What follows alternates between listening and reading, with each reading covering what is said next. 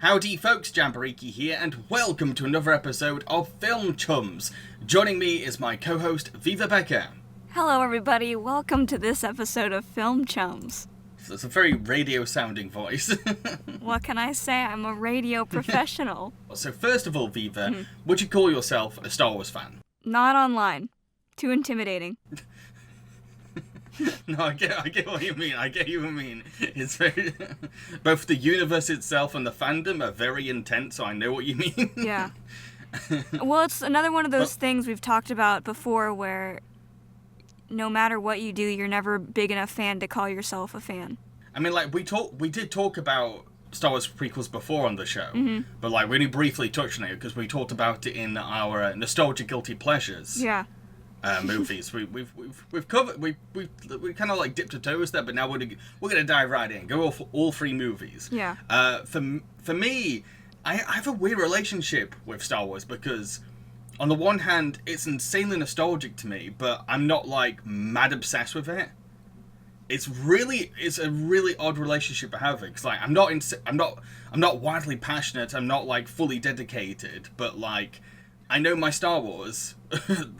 Specifically the films. Yeah. And like I look back at my childhood and it's very Star Wars centric, but like I just can't get riled up about it either way. But I'm very lukewarm about it. But you have enough background with it that you feel like the little thing inside when the movie starts and it just blasts like the music and the Star Wars logo comes up. Oh yeah. Definitely. Yeah, absolutely. Yeah, like I don't feel empty, but at the same time I don't have that same level of excitement as most of the Star Wars fans. I'm just kind of like, cool, Star Wars. Yeah.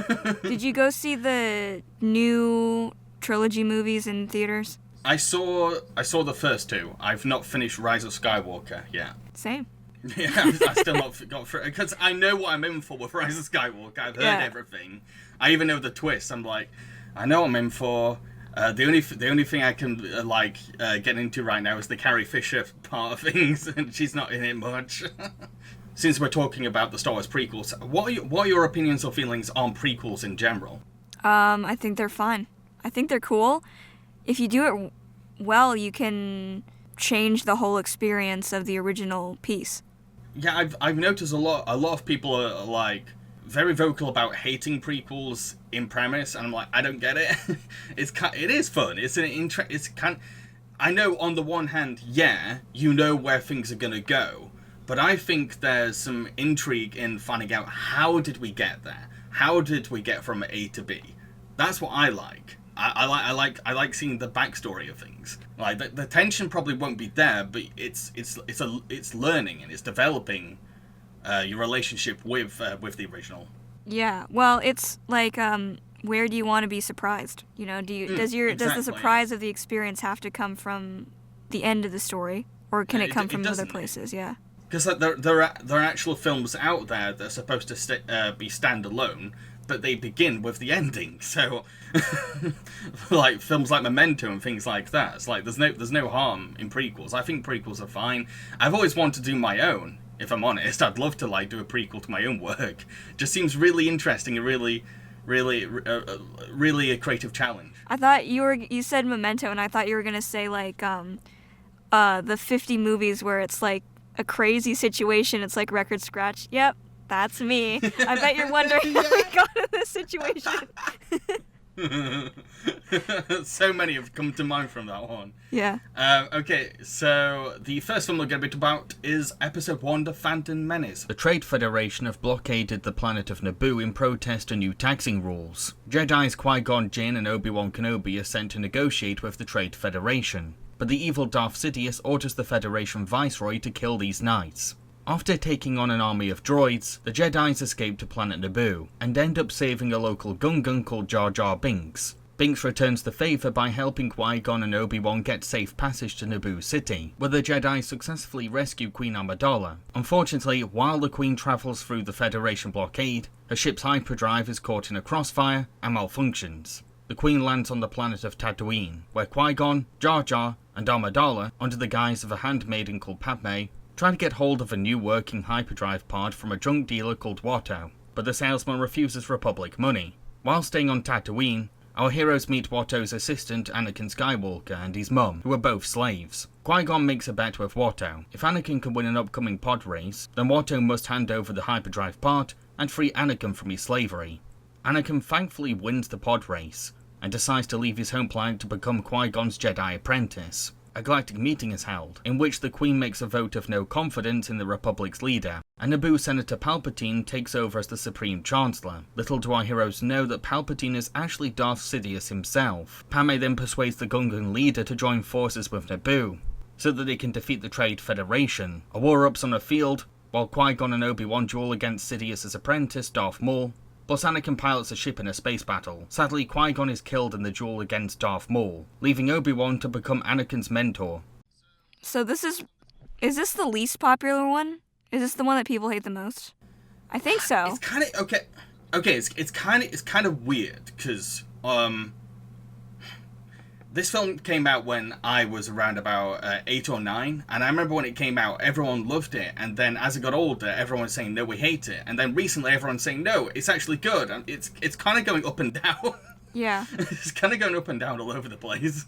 Well, you know what? I think that all of these movies are really highs and lows. Like, there's stuff that's really good, and there's stuff that's bad in all of them.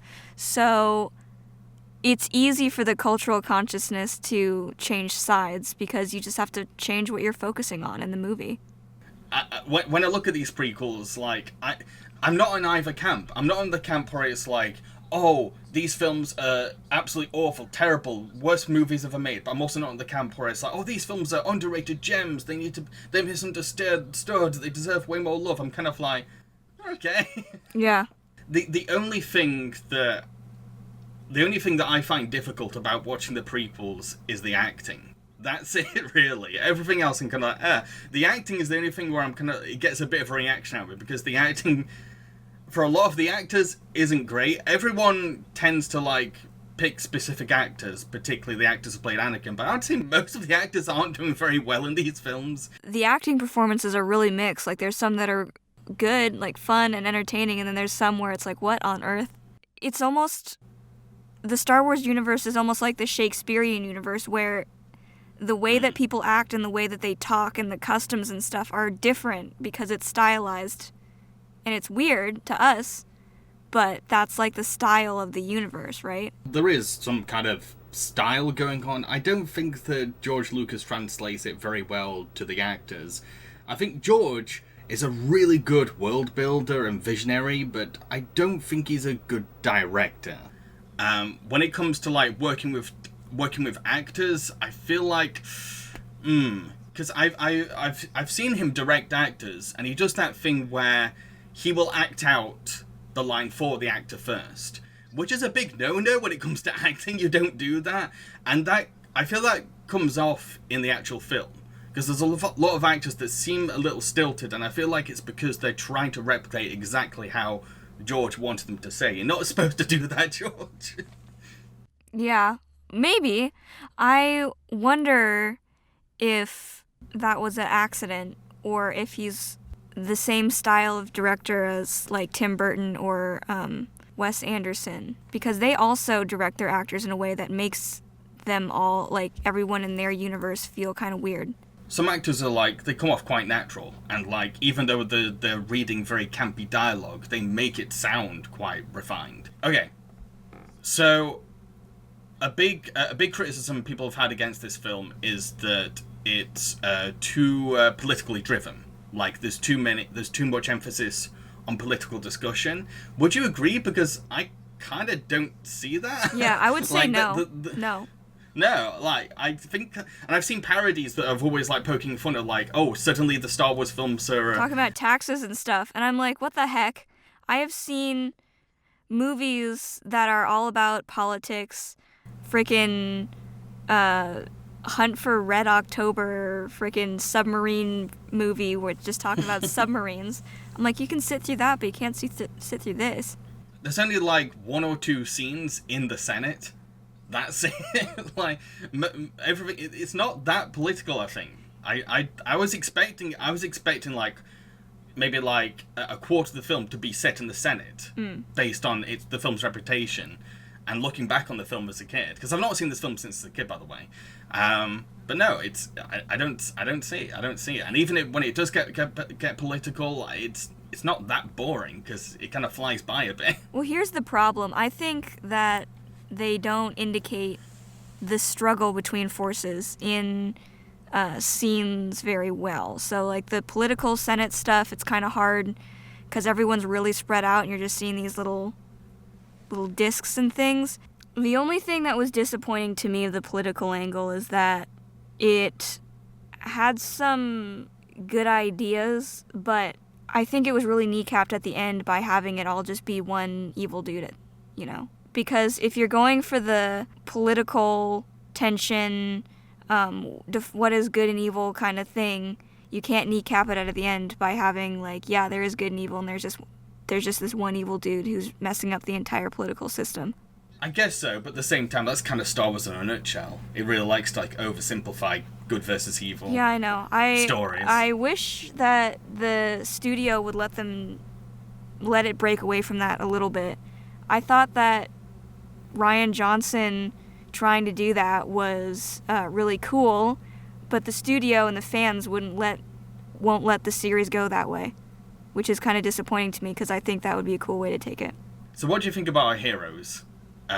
With Qui-Gon and Obi-Wan. What do you think of those two? I think Qui-Gon and Obi-Wan are cool. I like them. Yeah, they're nice. They're good leads. I think. I feel like out of all three films, Qui-Gon is probably like the most likable and compelling lead character. And it's a real shame they killed him off in the first film because I'm like, oh, he's just a chill dude. He's just a chill kind of dude. And yeah. Liam Neeson kind of brings something there. I also never realized how tall Liam Neeson is either. So like he kind of towers over people, and that adds a bit to his character. I like that he's kind of likable, but he's kind of not. Like, he doesn't really try very hard to get... He's just like, these people are enslaved, I don't even care. He doesn't really try very hard to free them at all. Yeah, he's very nonchalant, and it's almost like... It's kind of interesting seeing he's a very neutral character. He's very neutral. It's kind of like, right, I'm just doing my job. Yeah, like... I just want to do my job. This guy's the chillest guy ever, which is... Yeah, you don't see a lot of guys like that, so... If we win... You keep all the winnings, minus the cost of the parts I need. And if we lose, you keep my ship. Either way, you win. With these kinds of hero tropes, it's usually like 100% good or 100% kind of like a bit of a dick, and he has to learn to be good. But this is just kind of like in the middle. It's like, yeah. It definitely explains why he's a fan favorite and why people just want him to come back in some way. Is he a fan favorite? Yeah, people love Qui-Gon, and a lot of people don't like that he died. It's also kind of interesting that in this film, Obi-Wan has a smaller role, but it's not a pointless role, because like his whole shtick throughout the film is basically like counter-arguing Qui-Gon, almost like an audience surrogate, like going like, Qui-Gon, why are you doing this? Qui-Gon, Master, I don't believe Master. If you would just follow the code, you would be on the council. They will not go along with you this time. You still have much to learn, my young apprentice.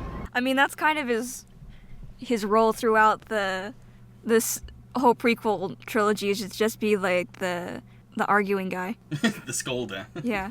The disciplinary. The likable, skeptical guy. Yeah, and I just find it interesting because they could have ended up making him completely unnecessary, because like in some sense he's kind of just there for the most part, because we're mainly focused on Qui-Gon and his relationship with Anakin, and like Obi-Wan only becomes like a big part of everything towards right at the end of the film. And it's interesting that like that's not a problem though. Like they knew how to use their Obi-Wan and not to kind of like overuse him or underuse him. He looks weird with the hair, though. He does, but at the same time, I don't know. That's the Padawan hairstyle. It's true.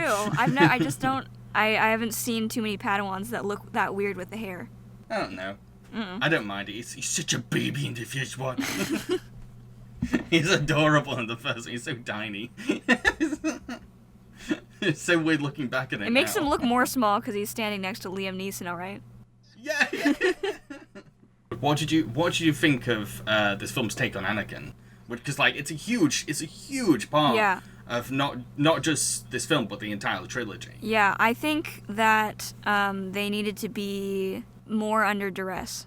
I think that the whole trilogy really hinges on more adult explorations of mature concepts, and so you need to drag the feeling of your movie along to match up with that.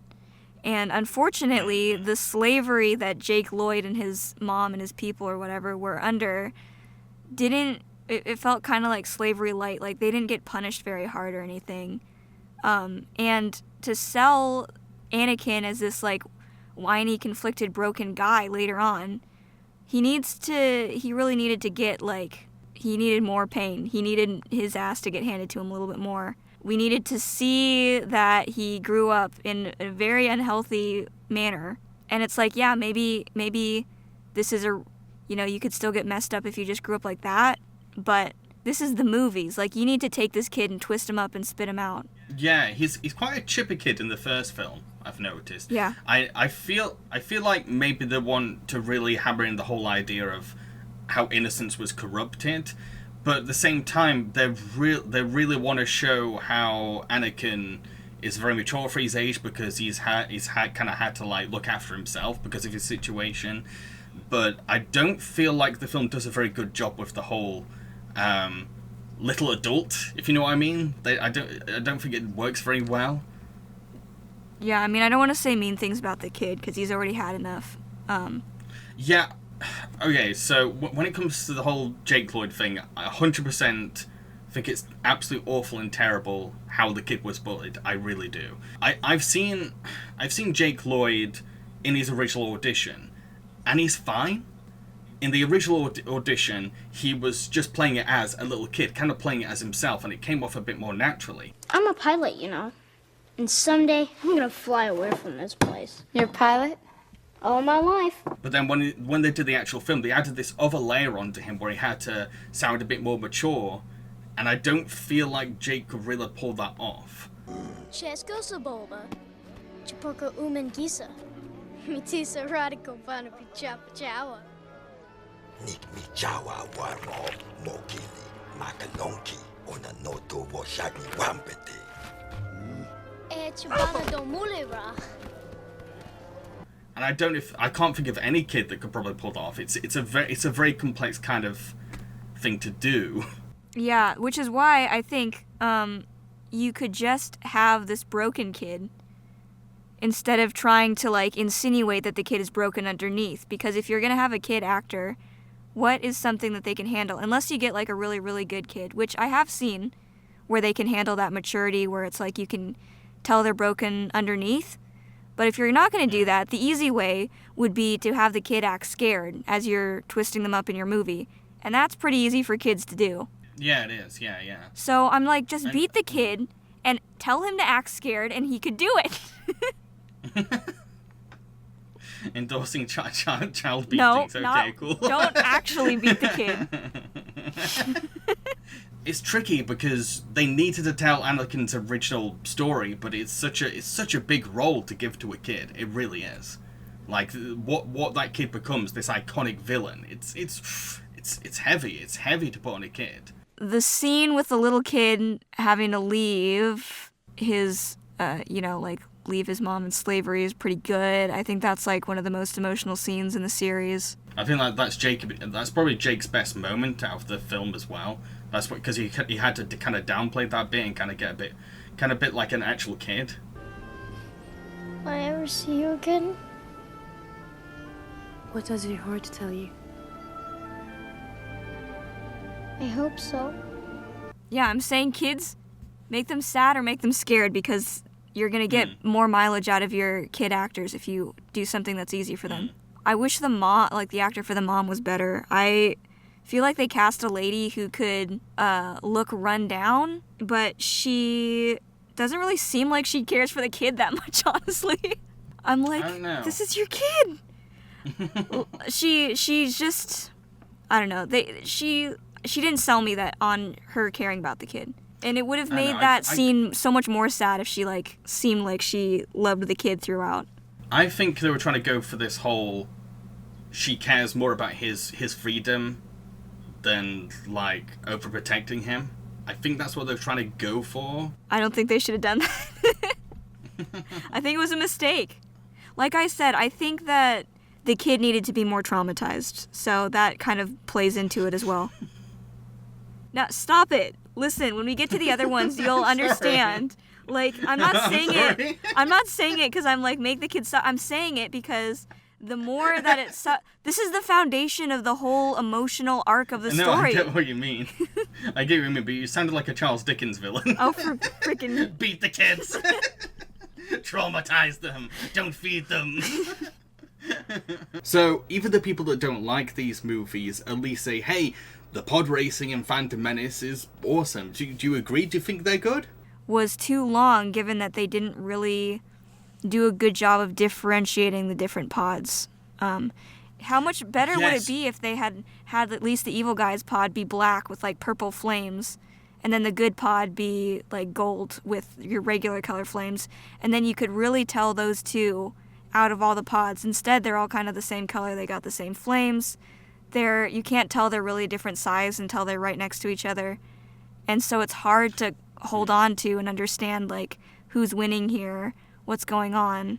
And so it makes you glaze over a bit. The thing was, I knew that one of the only things people would, like, defend about this film was the pod racing, so I went into it and I was like, right, okay, at least the pod racing's gonna be fun when we get to it. Awesome. And I get to it, I'm like, it's kind of boring. I don't know what's going on half the time. And it's kind of slow. It's much slower than I remember as well. And you make a really good point. Like, I just don't know which pod is which, and yeah, I was kind of disappointed. I was like, oh, the pod racing's let me down a bit. And it doesn't help that I'm not really into racing in general. But like, a good film can get you invested, regardless of whether you like racing or not.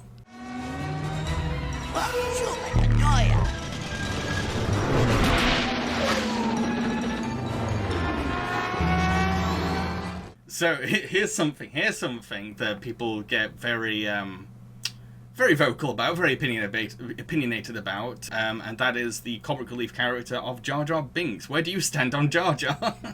Yeah, I don't like him. He's honestly one of the worst animated characters, which is probably just because they had so many scenes they had to do with him. And it's very late 90s CGI, like, it's very primitive. Yeah, his skin just looks weird and blurry. Jabba the Hutt has the same thing, where it's like, you look at him and you're like, why are outlines so blurry? On the one hand, I do respect George for trying to pioneer CGI at that time and trying to play around with it, and like finally having more creative freedom using CGI, but at the same time, it just wasn't the time. Well, I think it being the time later on, in large part, is due to these movies. Oh, definitely. So, yeah. I mean, one of them had to do it, and there's some CG that looks really bad, but there's some CG that looks okay. It's just Jar Jar doesn't look very good.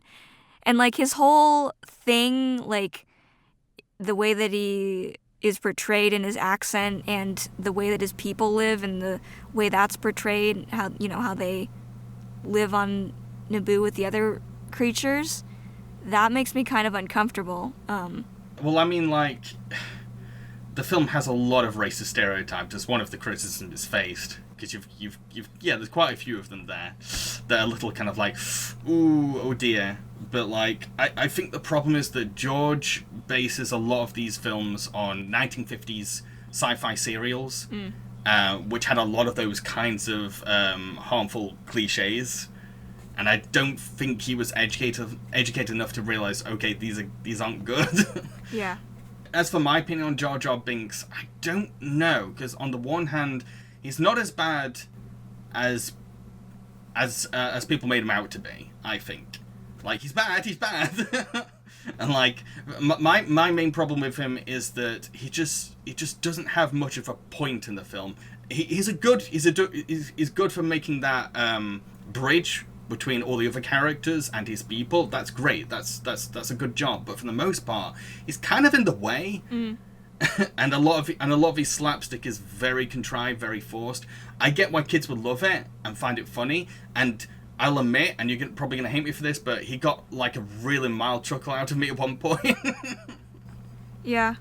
Well, I mean, I do feel kind of bad about how much people hate him, because I've also seen some of the behind the scenes featurettes, and the guy that like played him was so excited. Oh, he was. And it makes me feel bad. Yeah, he was so into it, and like he found the endearing side of that character. Yeah. So like, I feel like if he was a better written character, Ahmed could have really done something so sweet with that character. The way he described it was like completely different to the way he ended up. Yeah.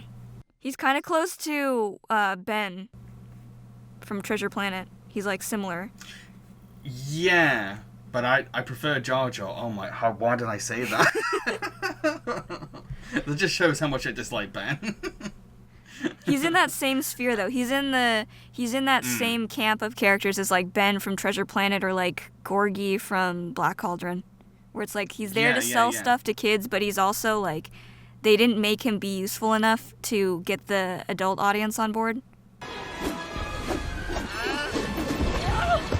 So one of the major things about this first film is that, and the rest of the trilogy in general really, is that it's really trying to build towards Palpatine's rise to power, and it's trying to keep it secret at first before it's revealed that he's actually like the Sith that's like snuck into the political system. What did you think of this first film's take on Palpatine's kind of like little sneaky way of like hinting, oh, he's actually the bad guy, even though we know he's the bad guy? Well, it's hard. I can't say, because I've always known that it was him. Like, I don't remember seeing the film before I knew it was him. So, with that in mind, it's like really obvious, right? But I don't know how obvious it would be to somebody going in and not knowing. The film will sometimes like show, oh, there's something there. Yeah. At the same time, he's trying to do the whole kind of like, oh, no, I mean well. I'm a nice guy, really. But sometimes it does lay it on a bit too thick, and you kind of like. I think I'm a little bit biased though, because I just love crazy over the top like evil Palpatine who's all giggling and stuff with his weird eyes. We'll get to that. We'll definitely. Oh my god. Can't wait to get to Revenge of the Sith. So, I mean, you know what? Actually, the actor, I think he does a good job, because he seems pretty nice in different parts in this movie. I think he does a good job of walking the line. I think he does, yeah. I think like the act. I feel like Ian carries a lot of that arc. Like it's not the writing doing it. It's just Ian's little expressions here and there. There are some shots when I'm kind of like, wait, why would Palpatine react that way? No one's looking at him, but like, it's fine. It's fine. Senator Palpatine has been nominated to succeed Valorum as Supreme Chancellor. A surprise, to be sure, but a welcome one. Your Majesty, if I am elected, I promise to put an end to corruption. As always, Star Wars films are very action-eccentric. And very, very famous for their lightsaber battles. Yeah. Any thoughts on those? I like these ones. I know that they look really impractical in terms of fighting, and they're not as raw and powerful, whatever, as the ones in the original trilogy. But what can I say? I like fancy choreography, and the choreography is real fancy. Duel of the Fates has really impressive choreography. I definitely respect the stunt coordinator's work. And John Williams' music at this scene is jaw-dropping, but I don't exactly feel anything while watching this scene, because the choreography is so overstaged. Plus Darth Maul is just this abstract symbol of evil who looks cool. He's not really an actual character, and he has no personal history with our heroes. I also couldn't see any storytelling or character development in the swordplay, even though the choreographer intended to have some in there. And we only get tension and atmosphere when the lightsaber fighting stops to a halt.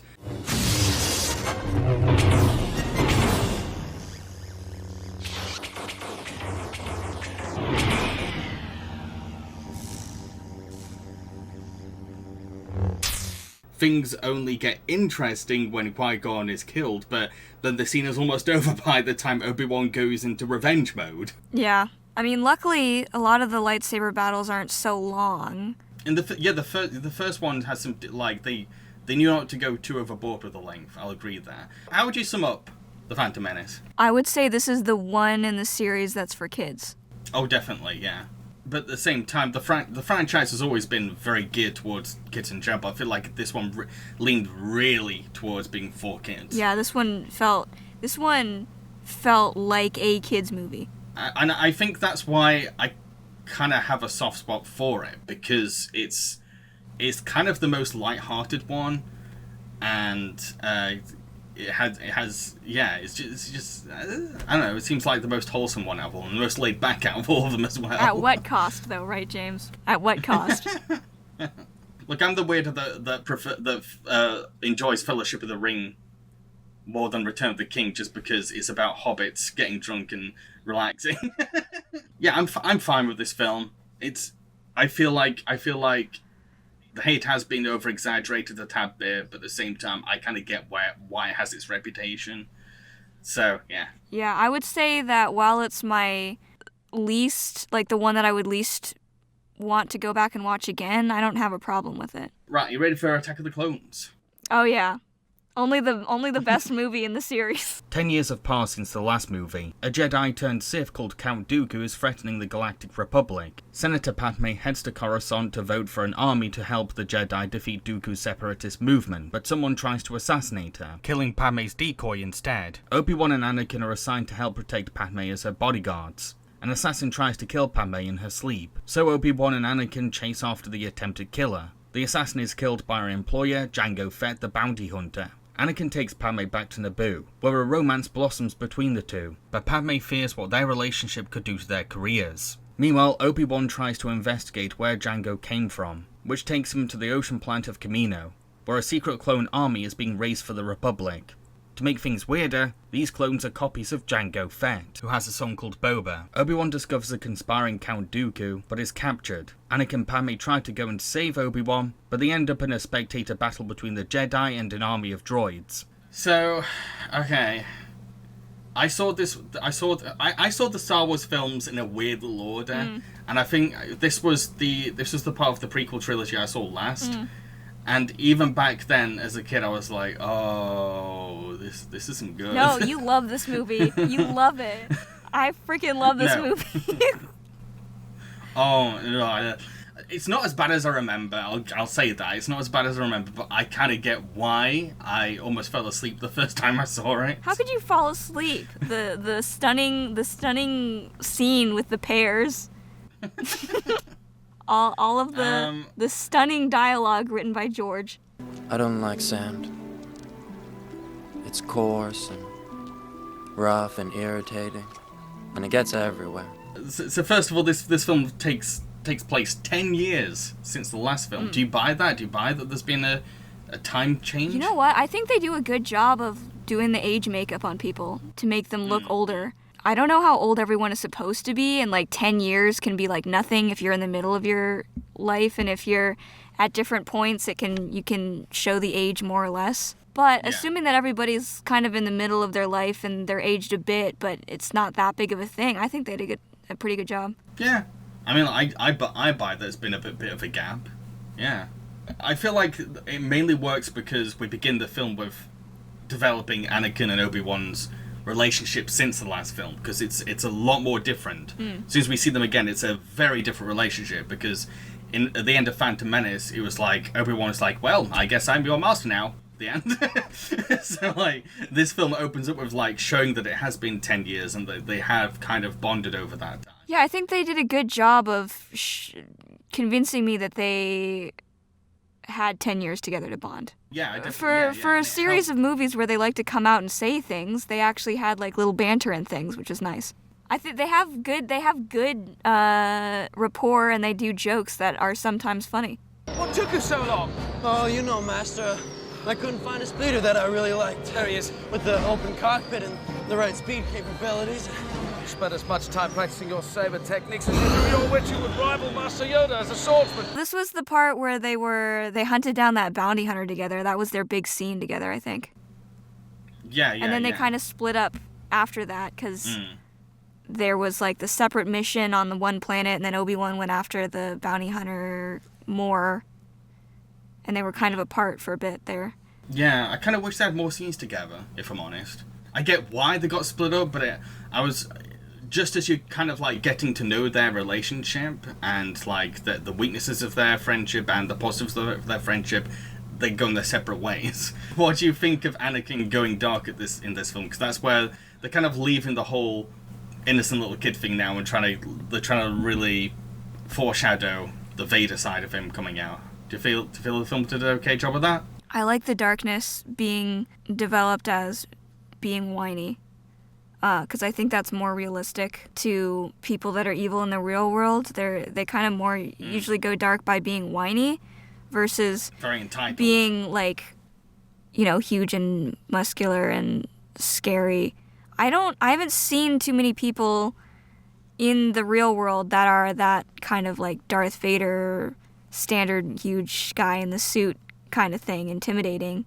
Usually evil shows up as whiny, so I don't mind, especially since, as I've said before, these are the movies that I grew up with, so I didn't have that letdown of one type of evil being changed into a different kind. I understand people who were used to original Darth Vader and then they tried to change him into, like, he's evil because he's whiny kind of thing. This was the Darth Vader that I met first, so he definitely seems socially awkward and stuff, and he definitely seems... like he doesn't handle things very well, which I think that's quite good. The only thing is I wish that they had kind of set me up to expect that a little bit better, because they had this chipper young lad who's all bright and shiny, and then they make him whiny. And you have to assume that this chipper young lad had problems underneath that then blossomed into this whiny youth. But I wish they'd shown it a little bit more so that I could connect those dots easier. I get what George was going for with Anakin, and I feel like it was a decent direction, because we don't want Darth Vader to be shown as cool. He's a fascist. We don't want to show impressionable kids, okay, look how badass Darth Vader is. We want to show that underneath of that mask is someone way more fragile, way more traumatized, and just kind of a dick. Someday I will be the most powerful Jedi ever. Yeah, how old is he supposed to be? What, Okay, it's been 10 years, so he's 9 years old in Phantom, so he's 19 in this one. Oh, 19, okay. He does seem like a 19-year-old. I was like, this is a 19-year-old. He seems a little bit younger than a 19-year-old, honestly, but I think it might be the voice. He's got a really young-sounding voice, this dude. Well, yeah, Hayden was 21 during this film, I think. He was? Okay. Well, his voice sounds younger than 21, in my opinion.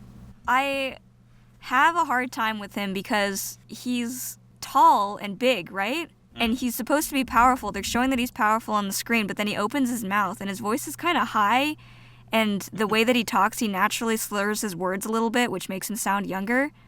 So I'm like, what the heck? Is that his voice? Is that what he sounds like? I can't remember, because I've not watched any other Hayden Christensen films in a while. I can't remember what he normally sounds like. In interviews, he sounds very different. But that's because in interviews, he seems really adorable and, really kind of "Ooh, I'm in Star Wars, yay!" Everyone's so happy in Star Wars interviews. Oh my gosh, don't bring up the interviews. Every time I see the background or, the behind the scenes in the interviews, it just makes me feel so bad, because I'm like, these people are going to be crushed as soon as the movie comes out. I get you. I was lying in bed and got the phone call that I got the part. I never would have expected to be here right now. This is Star Wars. It's really, really cool. I'm fine with the whole Anakin going dark thing. I feel like it's done a bit better in 3. And I agree that the foreshadowing could have been done a lot better as well. But for what we got, I'm like, it's fine. I wish he had a different name, too. Honestly, Annie is, the least intimidating name I've ever heard in my life. She's like, oh, Annie, is that you? I'm like, what the Annie, you okay? You okay, Annie? When I hear the name Annie, I just think of a small red-haired orphan child. It's the hard knock life for us. So let's discuss the thing that most people dislike about this film, which is the quote-unquote romance. Oh, you mean the best romance that's ever been put to screen? Okay, so this is something I just genuinely, I genuinely hate this aspect. Like, most other things in the prequel trilogy, I'm like, but with this, I'm like, oh, for crying out bloody loud. Because, like, it's one thing for the romance to be, like, lacking in chemistry, because it really is. But the other problem is that it's a very toxic relationship. That's the point, though. They're not supposed to have a good relationship. Oh, no, but, like, they're trying to kind of, like, frame it as kind of sweet and kind of adorable at this stage. They're trying to show that, like, oh, there's a bit of innocence to the relationship at this point before he gets corrupted. And, like, it just doesn't work because, like, there's so many red flags from Anakin, and I'm like, what does Padme see in him? Padme's like, I'm in love. I'm so in love with him. I'm like, what are you in love with? He's kind of scary and creepy. You are asking me to be rational. That is something I know I cannot do. Believe me, I wish that I could just wish away my feelings. But I can't. Well, I mean, I could get it if he had a different voice. He's very handsome, I'll give you that. Yeah, he looks all right until he opens his mouth, and I'm like, oh, okay, bye. Okay, I get why Anakin would be into Padme. She's a badass activist with a strong composure, but I just don't get what Padme sees in Anakin. Anakin himself, as a character, doesn't exactly come off as charming or especially romantic. Heck, a lot of his pickup lines are really, really cheesy to me. But most importantly, Anakin just comes off as too creepy and gives off too many red flags. I don't see why Padme would pursue Anakin based on how he acts around her in this film. I could buy that they're going for, like, here's a possibility for things to be good, but they never take it. You know, if that makes any sense. I think it's supposed to be a pretty tragic relationship from the beginning. I mean, because we know exactly what's going to happen, so it's not really ever a surprise. So I could buy it being an unhealthy relationship that holds a promise, but because of the people that are in it, it's never really something that you're supposed to deem as good. Which I get, but again, there needs to be a reason why Padme would see potential in their relationship, why she would take things further with him. Because at this point in the story, I don't see what she's attracted to or why she's looking over all these obvious red flags. This is like the one thing that I feel like they really messed up on is George should have let them seem happy when they get married at the end of the movie. Spoilers, by the way. He had them be all serious. It's like, I understand because it's a serious situation in the galaxy, but you have to sell me on them. Finally, this is them getting something that they apparently really want because it's enough that they could be throwing away their careers. So they gotta seem a little bit happy. Mm-hmm. Just let them, like, hug or something. But they don't. They just stand there and they don't even smile. And I'm like, bruh, this is not a negotiable thing for this scene. This has to happen. Yeah. I feel like George rushed a lot of the endings for these films. And, like, that's a good example of him, like, rushing the ending. Like, they really should have hung on a bit and, like, let's have that little bit of joy. And it would have been a nice gap between films as well. Yeah. Padme's wedding outfit was pretty nice, though. One thing that I have grown to slightly appreciate a bit more on rewatching this film is it's interesting to see a more mystery sort of story with these films. Because, like, it's almost like Obi-Wan is playing detective in his plot, and I'm like, we don't really get to see that much. And he can't use his force, he can't use his lightsaber, he has to kind of like get answers out of people. Like, I didn't appreciate that before, but this time I was like, yeah. Yeah, it's nice. Your clones are very impressive. You must be very proud. I'm just a simple man trying to make my way in the universe. Ever made your way as far into the interior as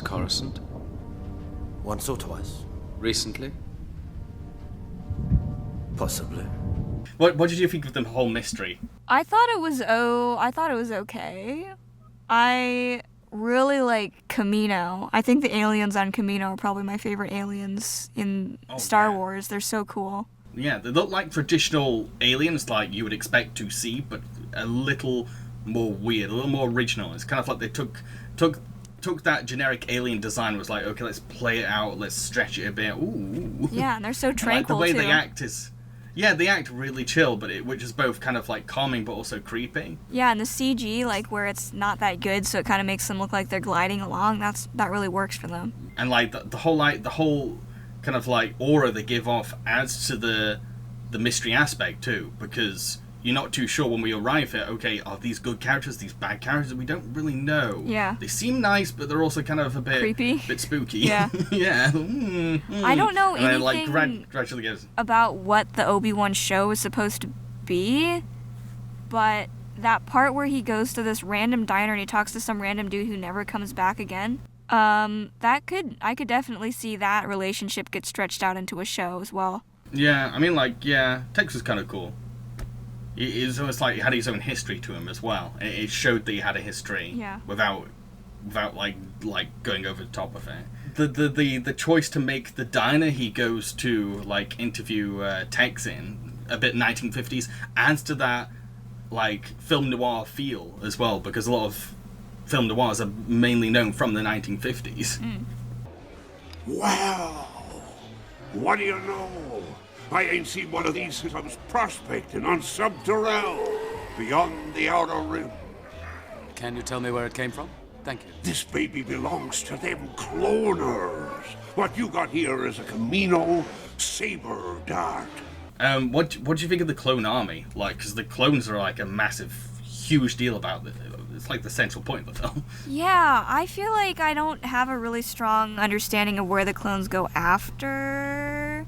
Because it would be cool if it was like, oh, these are the stormtroopers that we see later, but they're not, because they're clones. So I guess I don't know enough about Star Wars history to be excited to be like, oh, so this is where the clone army is from. Well, the clones were brought up in the beginning of A New Hope, and there's Clone Wars TV shows as well, and there's a Clone Wars movie, so like it exists outside of this movie. I do wish that they had made more of like they had explained more how expensive this army was. Because I could imagine that it was a really expensive army, because what is that, like hundreds of thousands of dudes that you have to raise from little eggs and feed them and train them and stuff? But they don't set out very well like how expensive this army is. Doesn't like the Supreme Chancellor have like a hand in it? So, and like he prepares a lot of wealth, I don't know. Yeah, I don't know. I just, like, if you can't get me excited because I know where this clone army ends up, you can get me excited like, oh, I've discovered this huge plot, which is huge because they've spent, I don't know, like 5 trillion credits or something on it. Like, how does it compare to building the Death Star in terms of expense? It could be Death Star, like, proportion discovery to find this clone army. I don't know. I didn't really think about the price. Well, I don't know how to really feel about the clone being Boba Fett's dad, though. I don't know how I feel about that. Yeah, I like that. I like that. I think it's the scene with the kid, like, picking up the helmet with his dad's head in it. That's, like, one of the best scenes. I love that, yeah. I'd say that the whole kind of, like, reveal that Jango Fett is the original clone is mainly interesting and entertaining because he has his kid with him. I feel like having his kid with him adds a bit more there, a bit more texture to him being the clone. He's not just like a random guy, he's also a dad, and like, yeah, he has a family. Mm-hmm. And the dynamic he has with his kid is kind of cute, but at the same time kind of sad, because this kid is being raised to be a killer. It's not the healthiest background, but that's the tragedy of his character. Yeah, I love how much the movie like kicks that kid around. Because they make him, they do it better. I guess maybe they're doing better what they were trying to do in the first one, where it's like, here's this pure child and we're gonna kick him around, and then you can understand how he ends up being, you know, a freak later. Well, speaking of like trauma, there is the scene with Anakin like reuniting with his mum, and like that's kind of a dark scene. I didn't remember it being that dark. It's like she's got cuts all over her. It could have been. I think it needed to be more though. Like literally, he could have been. Yeah. She's just hanging out in the tent though, and they didn't she's do. Not hanging out. She's barely conscious. Yeah, I think the makeup wasn't gruesome enough. Also, I mean, I wanted can't go too far. Listen, this is the part where he snaps, right? Like if you're gonna snap your character, make it a big snap. Like this is the snap that dooms the universe for years, right? So you have to make it really big. I think her just dying is enough for that. The hands of the Tusken. Here's the thing, it would have been enough if it seemed like they had a loving relationship before, but it didn't seem like that. I feel like Hayden is carrying that scene. And I think that's one of the only times where Hayden's acting is actually kind of decent as well. Yeah, I think he did a good job in that scene. That scene, I kind of bored that he was really kind of like torn up about finding his mum in this state, and he hadn't seen her for ages, and like he's now going to say goodbye all over again. There's a lot of things that you could think. Like he hasn't seen her for ages. This is the one person that who was, I don't know, his pillar of hope in a desperate situation, and they had this thing, and he feels like the Jedi took away the time that they should have had together, and that makes him snap against the Jedi. And it really doesn't work because the mom doesn't seem like she cared about him, and it doesn't seem like their slavery was that bad. So I'm like, with those things gone, the only thing you have left is to make the scene where he like finds her really, really rough. Like maybe have him do the killing first, and then she dies, and then you can understand like, oh man, he's like really gone back on all of his training, and he feels bad about that, and it was for nothing or something. Like either set it up before or set it up in that scene, but you need to snap him harder than that. I think his acting was good, but the surrounds in the story weren't strong enough. But yeah, even though it has that really dark, it does have its dark moments like that, it still tries to have its comedy, I noticed, even though they kind of like reduce Jar Jar to being like a background character. They give the comic relief to C-3PO. Any thoughts on that? It's okay. I mean, I prefer the comedy between Hayden Christensen and Ewan McGregor better. But honestly, all thoughts of any comedy that they were trying to do just left my mind as soon as the romance started, and then I was a happy camper. So, yeah, I mean, that's after that, I was like, oh, I don't even care if they're trying to make C-3PO tell jokes. All I need is this romance, and Hayden Christensen with his, like, burning dark eyes being like, I'm haunted by the kiss that you never should get. I hate Sam. Love me.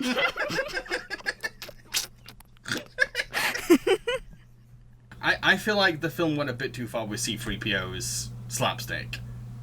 And, like, I mean, like, it would have been a nice little gag for one scene, but, like, they dragged the whole C-3PO's head is stuck to a droid gag a bit too long. And, like, yeah, it made him a bit more useful on the battlefield, but, like, that's not why you watch C-3PO. You watch him for, like, the campiness and the translations. Yeah, I don't know. C-3PO's never been my favorite, so I don't really pay attention to him that much. He's one of the more useful characters, I'll give you that. I like him, but that's mainly nostalgia. I mean, I don't dislike him. But I feel like this is probably the film where I like C-3PO the least, because they go way too far with the comedy for him. Like the other films, when they were trying to use him as a comic relief, I felt like, oh yeah, that's enough, that's fine, okay, move on. But this one, it went a bit too crazy with it. I'm still confused as to like why he's there. I don't know. I mean, I feel like George maybe felt like he was wanting to fill a void once he got rid of Jar Jar. And I feel like George probably really liked writing Jar Jar. I do get that impression. And now because of the backlash, it's like, oh, great, okay, I can't use Jar Jar, but I want my Jar Jar kind of character. C-3PO could be there. I mean, at least I prefer him to Jar Jar, so. I don't understand why Jar Jar gets to be a senator, though. He's, like, so stupid. It's weird. Yeah, it's kind of weird because on the one hand, I get why George did that, but like, it's like he's a completely different character after 10 years. He's so chill. He kind of got a bit too carried away of like trying to like quote unquote fix him. Yeah, well, his spirit was broken by the fans. I guess that's what happens. Misa honored to be taking on this heavy burden. Misa accept this with more humility and Jar Jar, I don't wish to hold you up. So the film does technically have its villain, which would be Count Dooku. I don't have any strong opinions on his character. It's not a very interesting character. I feel the same about all the apprentices in these films. Like it's mainly either the actor or the design that's like good, but they're not there for any reason. Yeah, Besides to do things to force the characters to do other things. It's just an obstacle. Like Count Dooku is just an obstacle. He's another symbol of this is what the Siths are. It's a great pity that our paths have never crossed before, Obi-Wan. Qui-Gon always spoke very highly of you.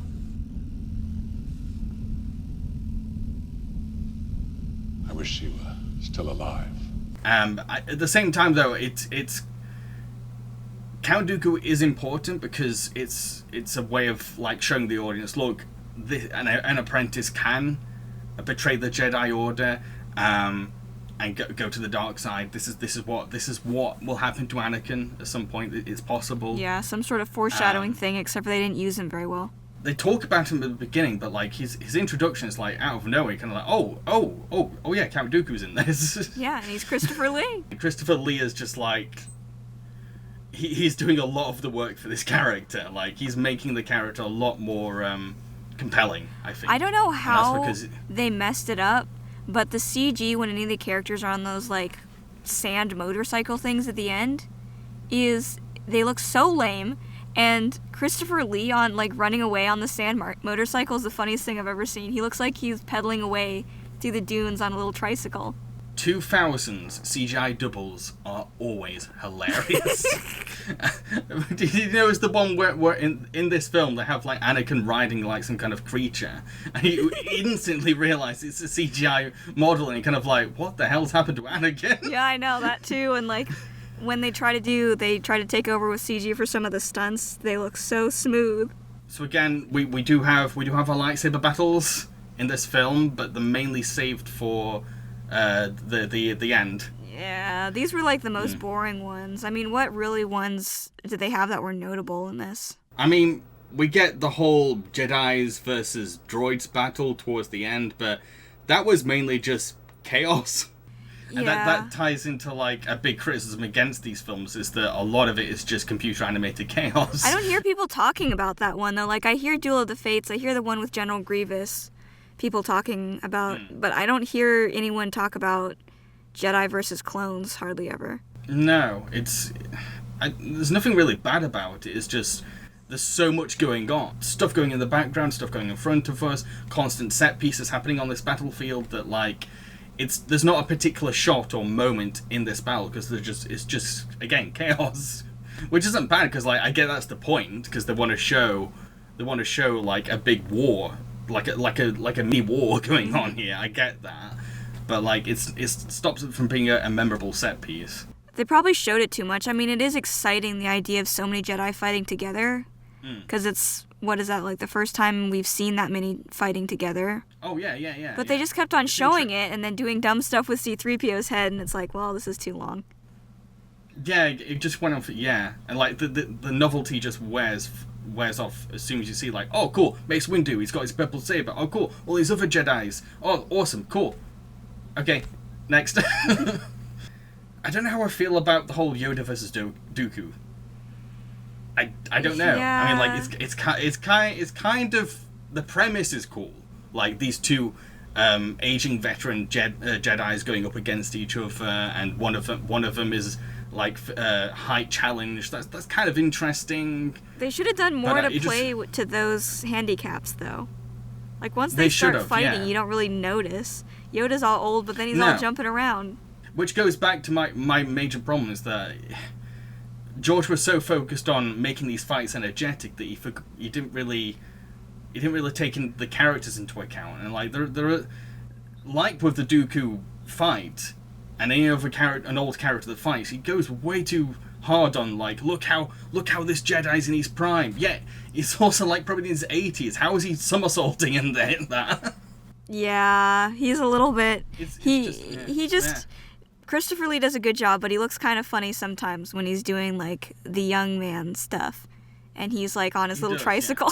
Yeah. Okay, so any other thoughts on this one before we move on? Well, I like it. I think if you want to watch the prequel trilogy and you want to get your best acting moments, you go for this one. No, this one's my definitely my least favorite one, and it's the one if I ever go back to a Star Wars film, this is the one I tend to avoid.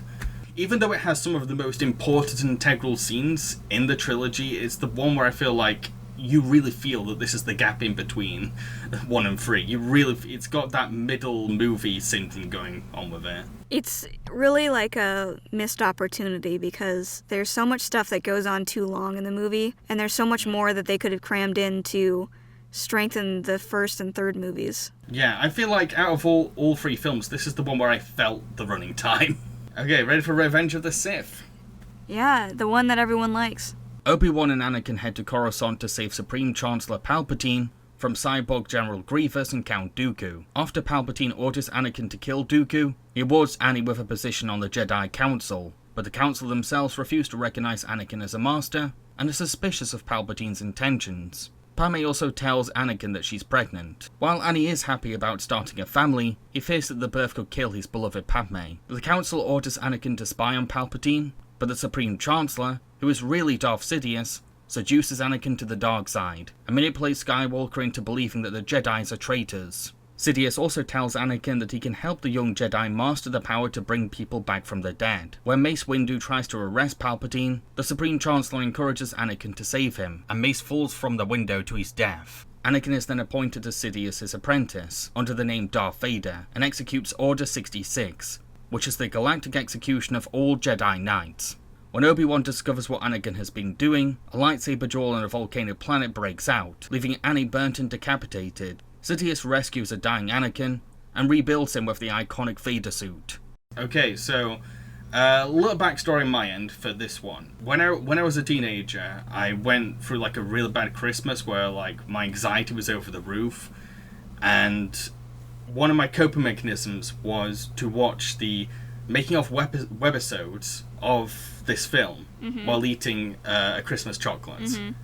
So like when I look back on this film, like I have that memory attached to it. It kind of like, it's just a nice memory. And if I'm honest, a big reason I like this one is that it's the most memed one. There's so many memes, and I have so much fun just quoting the memes when they come up. I love it.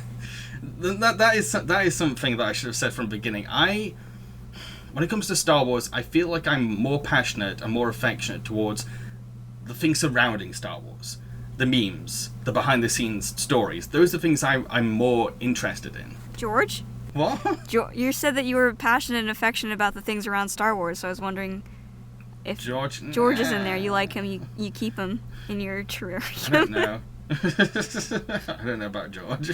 With this one, I get why people think it's the best, because like I feel like it's the most watchable one, and I feel like this is where you can notice little improvements compared to the previous one in terms of like presentation and acting. Yeah. There's a little like the actors that I thought were like difficult to watch are a lot easier to watch in this one. They're still not great, but I'm like, that's acting? I think it's definitely better. And I mean, how could you not like this one? I mean, this is the one with Do It and an unlimited power. So quotable, so damn quotable. Yeah, there's so many great bits that I just love talking along to. It's just fun.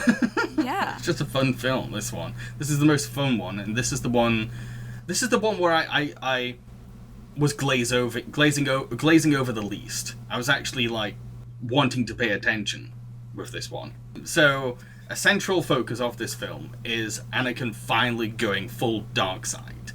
It's like the thing that everyone remembers the most. Do you feel like it does a better job of that compared to 2? I don't think they were making him dark in 2. I don't think he committed enough to the dark side in this one. I don't see him as fully committed in this one yet. I think that's I think his commitment is more of a process that happens in between the end of this movie and the beginning of the original trilogy movie, right? And this is, like, he's starting on it, but I don't think he's fully committed. I don't think that they're making him kind of dark in the second one. I think they're saying, here's this guy who could really easily go dark, and he's having some problems. Well, according to behind the scenes, they were really wanting to lean more into the dark stuff starting from 2. Yeah, well, they wanted to make some good movies, and they messed up on that as well, I guess.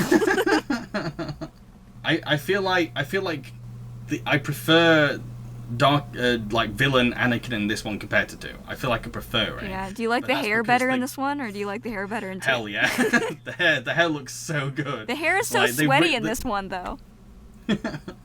It goes with it. The hair really complements like his fiery eyes and shit, and like the hood, and it's cool. His fiery plastic yellow eyes.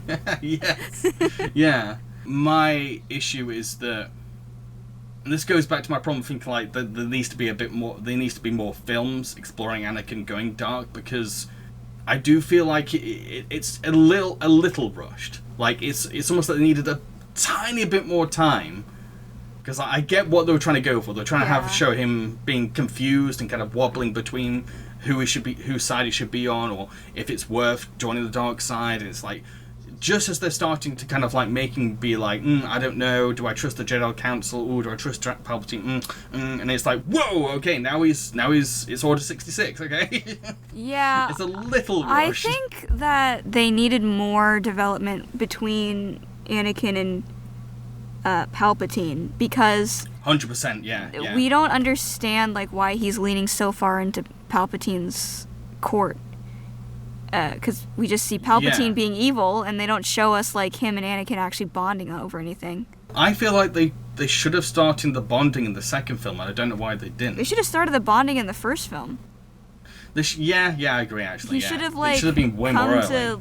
He should have rolled up on the planet instead of being, like, vaguely threatening to child Anakin. He should have been like, here, have some ice cream or something so that we understand. Oh, hey, he's, like, buttering this kid up. Yeah, and it's like Palpatine is using the typical kind of grooming methods in this film.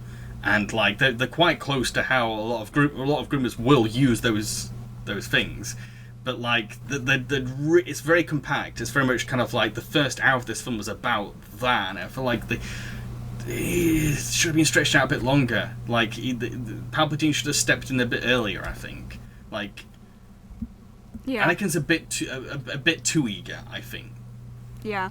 It's almost like Anakin is lower hanging fruit for Palpatine. I am impressed that they didn't, like, just have him make the switch. Like, they could have still made it more immediate.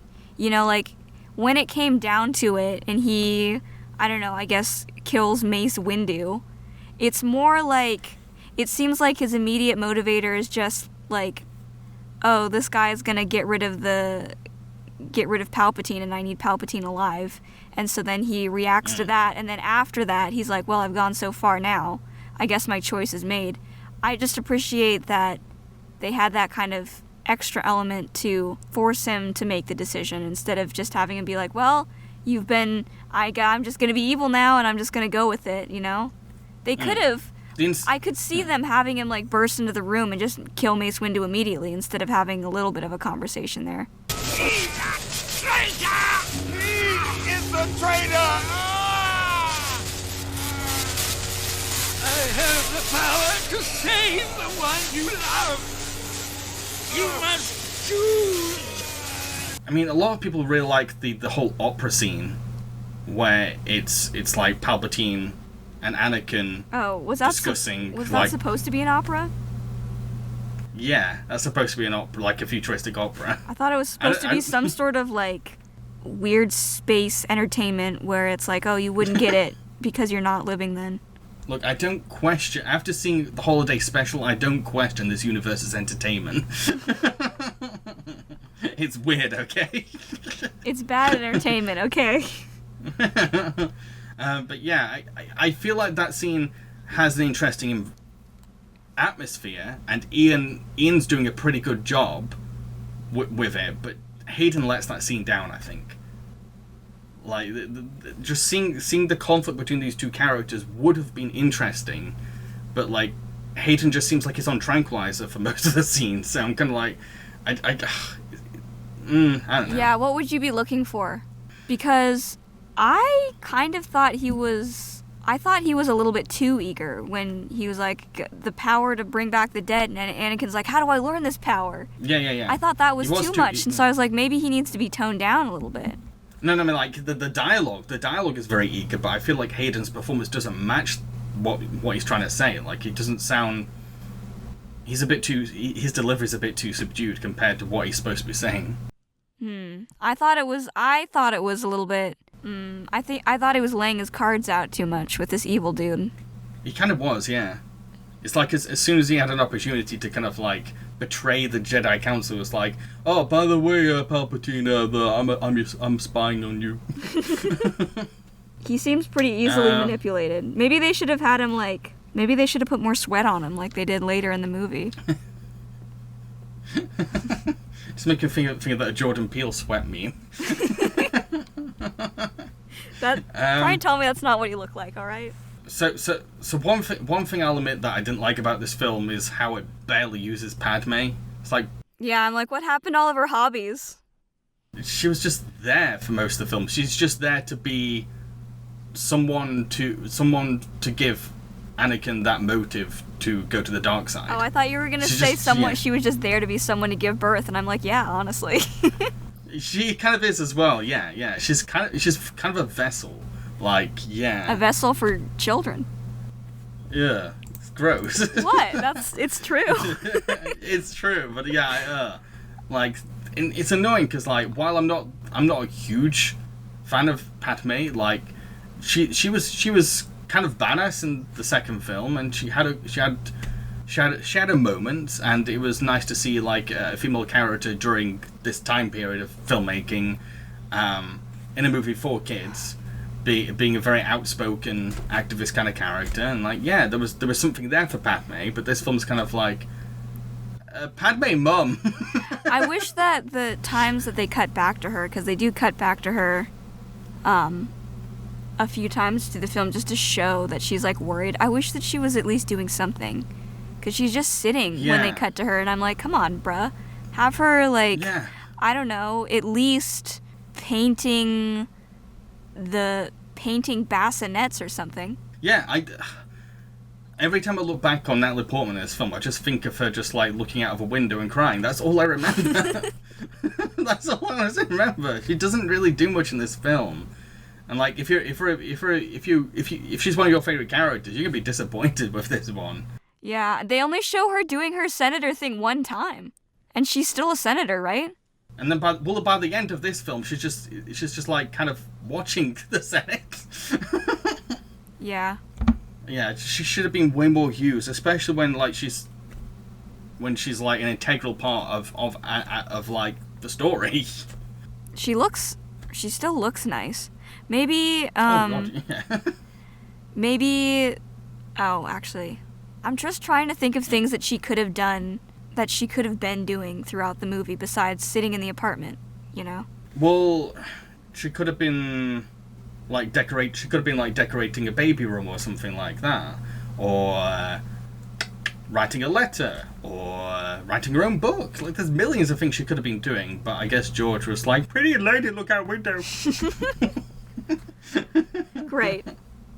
I wish that they had her, like, fighting more, I guess, for the Senate, because then it would make it more sad at the end where she, like, what Anakin was fighting against what she was trying to get the whole time.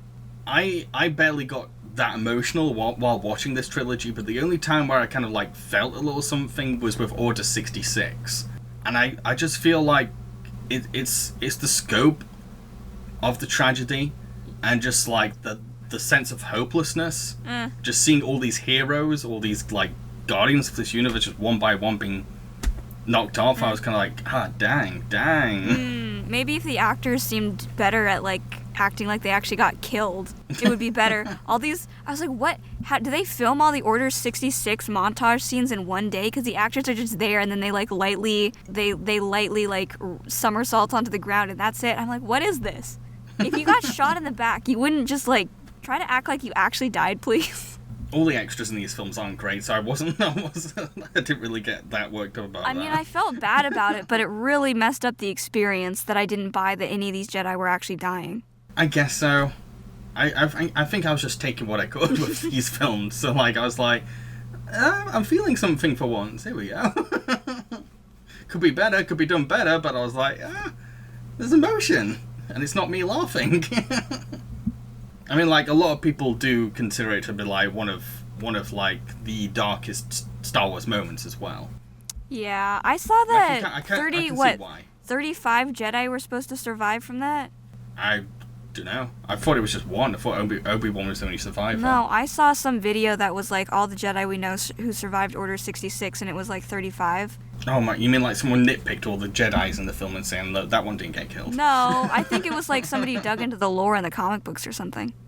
Oh, right, that makes sense. And I don't know how many Jedi they had at that point, but 35 seems like a lot to survive, honestly. I mean, usually I would say, hey, these are highly trained people and they can see stuff in the future, so why do they die so easily? But they did set up earlier in the movies that the Jedi can't use the Force anymore, so that kind of explains a bit of it. So we also, once again, have our lightsaber battles. What do you think of the lightsaber battles in this film? I thought they were good, alright? I like the way that they look, because they're fancy, and because I totally bought into them being like the lightsaber battles have to be impractically fancy, because it's like, I don't know, a metaphor for the Jedi, right? They're at this point, they're impractically fancy and it's their downfall. I get that, but the Obi-Wan versus Anakin fight, for example, is really, really long. If you're going to make a point, it shouldn't take nearly 10 minutes to get it across.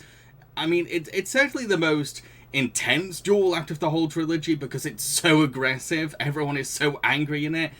Which makes sense because they're both supposed to be disappointed in each other, but watching these two characters having the same emotion as the fight drags on and on is kind of tedious. Oh, and much like Duel of the Fates, the action has to come to a halt in order to get across any storytelling, instead of using the choreography to be a storytelling tool.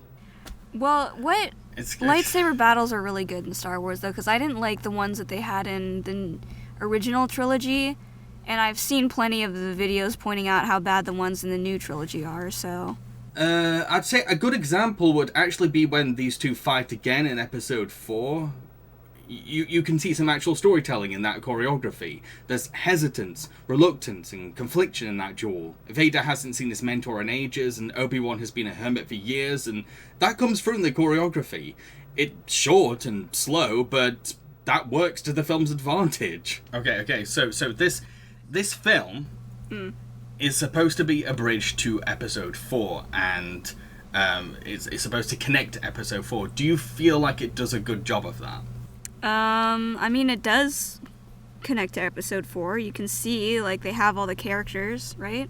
Chewbacca's there, the moisture farm is there, you see them looking at the twin suns, that's there. See, I've seen some people find like a million plot holes to the bridge, but like I didn't really notice them. I didn't really think about them. I feel like it's way too rushed though. Like, these are some of the most important Star Wars events ever, and it's just the last 8 minutes of the film where they just like squash them all into those 8 minutes. It's a little rushed. It's a little rushed. It's cute. You just want the first two movies, and then you wanted this movie broken up. Oh, hell into yeah. like 3 movies. I really do. I actually do. I feel like even though this is my favorite of the three, this one has like pacing that could have been improved the most. I think maybe if there was somebody who was better at writing. My worry is that if you split it up, it would start dragging like some of the other parts of the series, though. I don't know. Maybe it should have just been a TV series. So yeah, anything else you want to add about Revenge of the Sith? Did you say Revenge of the Shit? Revenge of the Sith. Revenge of the Sith. I mean, who doesn't love evil Palpatine? He's so good. Like, his delivery is the most ridiculous thing I've ever seen. And it's great. It's like Christopher Lloyd. He turns into Christopher Lloyd. He does. Honestly... No! Evil Palpatine and evil Anakin are so much better than, like, not evil versions. I feel like the whole thing, the whole movie just picks up when they turn evil because they just, like, start going crazy, yeah. Where's the scenery? And it's funny that, like, this guy that's destroying the universe is Palpatine, because he doesn't even seem that threatening when he goes evil. He just seems like a crazy weirdo. He goes from, like, this, like, timid old man, like, oh, hello, and then he's like... He seems so much more evil, like, when he's hiding it versus when he just goes full evil. It's great. He seems way creepier. He seems way creepier before they put makeup on him. Yeah. He's like, zapping with the really... I don't understand why the lightning effects are so bad in the movies, but he's, like, zapping with this freaking Windows Movie Maker lightning, and all, like, laughing and stuff. It's so funny, it's like, I'm so weak. Pity me, Anakin. I want to. I need to see like the behind the scenes where it's like that part, but before they do the effects and the music, so it's just him like laying there with his hand, and he's like, ah.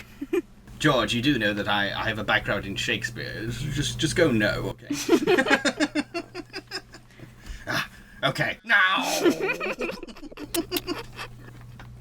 Yeah, before anyone says anything about our final review of the movies, I don't even, like, I grew up with the movies, so it's very clouded. There's so many other things, like, attached to my memory of the movies. So if you feel like it's an unfair rating, then probably, honestly, so. No, I get your feelings are valid. Like, if that's how you feel about the film, that's how you feel about the film. I mean, like, as many times as I'll complain about certain things in Revenge of the Sith, I love Revenge of the Sith. I love it. It's one of my guilty pleasure films. I love it, and I love that it's making of help me through some hard times. So, like, yeah, I get it. Sometimes you can have a soft spot for a film, and that's fine. I've been Jabberiki. And I've been freaking useless Padme chilling out in the apartment doing nothing. May the Force be with you. Cheerio, folks. Bye.